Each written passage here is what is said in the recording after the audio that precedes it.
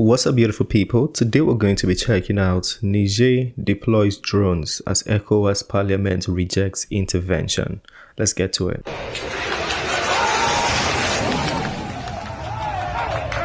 Opposition against any military intervention in Niger by ECOWAS keeps mounting every day. The ECOWAS parliament have now added their own voice. They have rejected in totality by voting against any military intervention in Niger.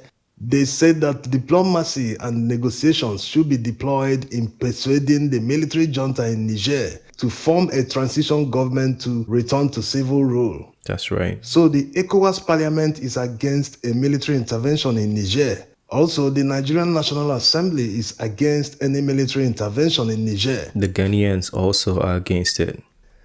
Will ECOWAS heads of state neglect their own parliament and authorize a forceful invasion into Niger?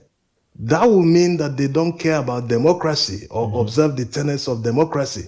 Right. And if they go ahead with that, it will mean that they are now on the same level, on the same pedestrian with the military in Niger.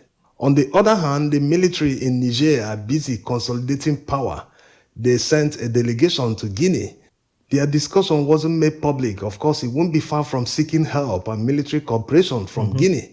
Burkina Faso and Mali have already pledged to fight alongside the Nigerian military as well as Algeria in case of any invasion.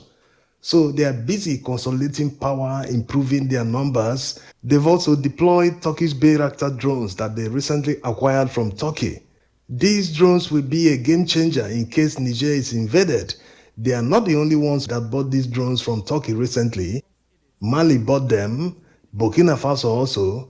Also, Mali recently took delivery of many combat helicopters and fighter jets from Russia.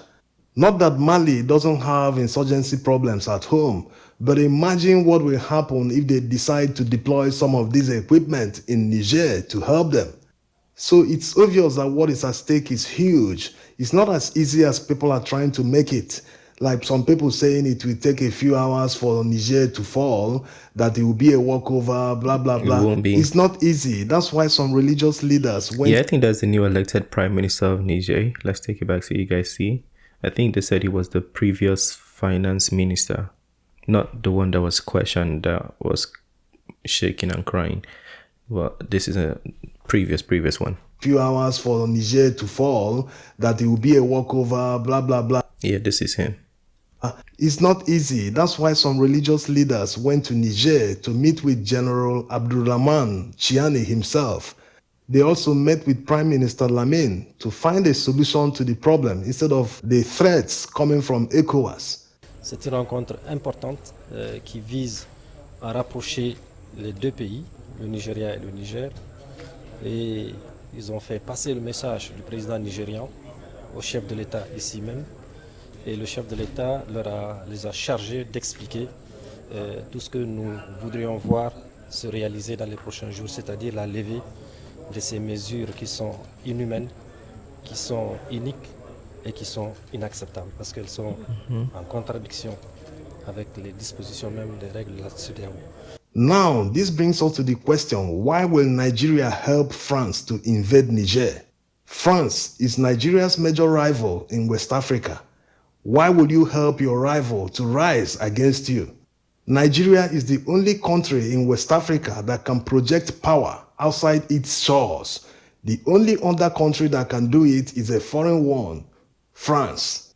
And the past several years, they've been losing that influence and the capacity to project that power in West Africa. They've lost their military bases in Burkina Faso and Mali, and now the next will be Niger after the takeover of power by the military. France is aware of this. That's why they want to use Tinubu and Alassane Ouattara to influence the decision of ECOWAS to invade Niger. But why should Nigeria help its rival to regain control in Niger? Nigeria is surrounded by francophone countries. To the east is Cameroon, to the northeast is Chad, to the north is Niger, to the west is Benin Republic. Yeah, Benin. All these are francophone countries and former colonies of France where they maintain military bases. So why is France being chased away from these countries? It's very simple. If the relationship between France and these countries was good enough, the countries wouldn't need to chase them. And the Right. fact that Good they have point. chased them away, or in the case of Niger, they are intending to chase them away, who are we as foreigners to say no to them? We are not in a position to do that. It is their country. It is their choice. France is the only former colony in Africa that continues to maintain control over their resources and political power. So, which means, to some extent, their independence was just on paper. When a former colony continues to control your resources and your economy, the cipher is still being printed in France. So, when a former colony is in control of all these, including political power, then these countries cannot be said to be truly independent. True. That's the problem. See, they're raising the Russian flag. Let's get back to yesteryears when Nigeria aided South Africa in their fight for independence. The ANC, headed by Nelson Mandela, all received help from Nigeria. We also did it in Rhodesia, that's the current Zimbabwe. So why is Nigeria of today, under Tinubu, helping a colonial power to regain control of a neighboring country, Niger? What it means is that Nigeria is even acting below the standard they set decades ago. Yes, it's been a free fall. Even the presidential election that was conducted in Nigeria back in February was below the standard of the presidential election conducted 30 years ago, 1993. Yes, that's how low Nigeria has sunk. In terms of economy in West Africa, Nigeria dominates. They would have increased that domination substantially if the ECOWAS single currency succeeded. But France sabotaged the ECOWAS single currency through Alassane Ouattara. When Macron saw that ECOWAS leaders were on the verge of finalizing the ECOWAS single currency, he quickly moved and announced that CFA will be changed to ECO, the same name that ECOWAS leaders adopted. He quickly hijacked it with the help of Ouattara. With that move, France hurt Nigeria's economy in a substantial way, because if that single currency had succeeded, Nigeria would have had more people to push their inflation over. Already their economy is larger than the entire others. Just like the United States does with the US dollar, everyone uses the dollar. It's like a world currency. If you want to do business Global trade. internationally, if you want to import something, you're in West Africa, you want to buy something from Europe, from China, you have to buy dollars first in order to do your transaction. So whatever is happening in the United States, whether their budget is failing, whether they are overborrowing, anything they are doing, they can easily push the inflation to others because millions of other people apart from their population are using dollars. So that's exactly what Nigeria would have done if the ECOWAS single currency succeeded. It would have brought millions more people under the control of Nigeria's central bank. And there's a lot of advantages in having many people using one currency. France robbed Nigeria of all those benefits.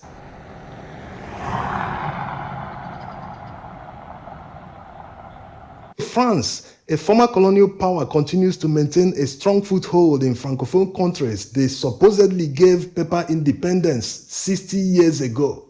How is that possible?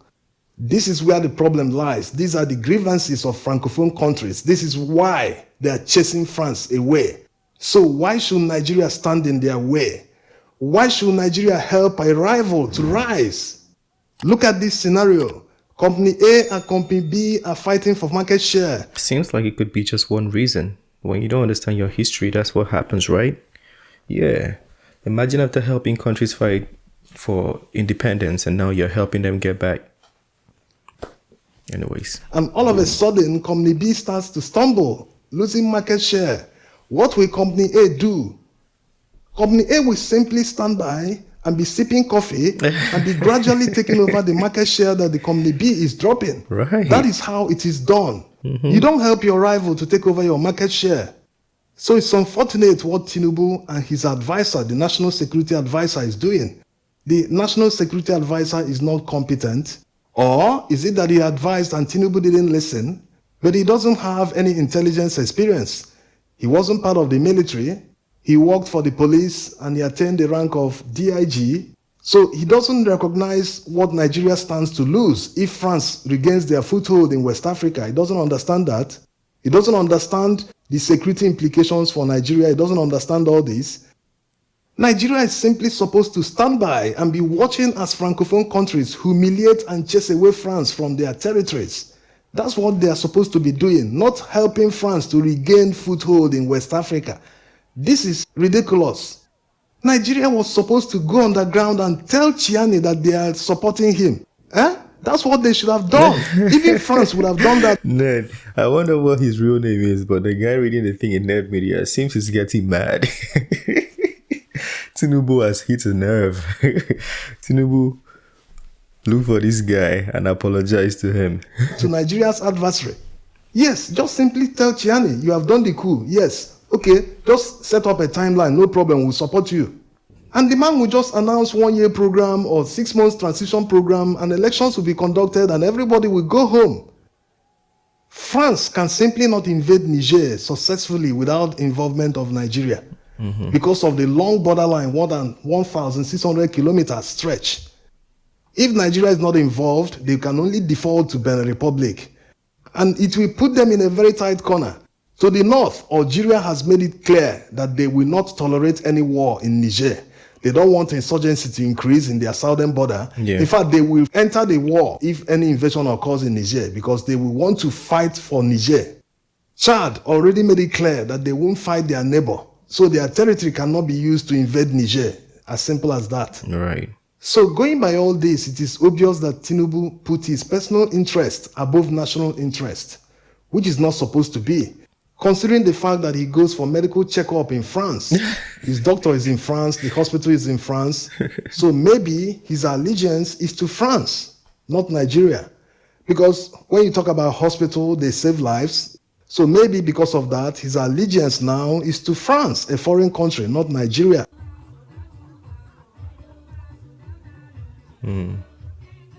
This is the problem of having incompetent people in power. They always put the interest of foreigners ahead of their own country.